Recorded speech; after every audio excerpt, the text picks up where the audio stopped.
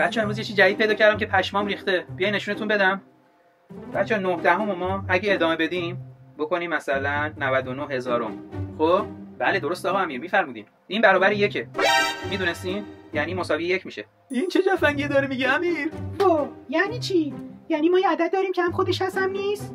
مثل این میمونه که بگم من تقریبا با تو رلم. یعنی پس وقتی میگم دارم میام ولی هنوز تو رخت خوابم از نظر ریاضی یعنی رسیدم؟ نه جدی میگم اختلافشون صفره. حتی از لحاظ ریاضی هم میشه اثباتش کرد. بیا نشونت بدم. ما x مون رو اینجا میذاریم همون عدد بالا 999,000. درسته؟ حالا هر طرفو ضرب در 10 میکنیم. اینجا میشه 10x مساوی 9 ممیز 999,000. درسته؟ حالا x از هر طرف کم میکنیم. میشه 10x منهای x مساوی 9. خب حالا این بر چی میشه؟ 10x منهای x میشه 9x مساوی 9. پس x چند شده؟ 1. دیدی؟ ها؟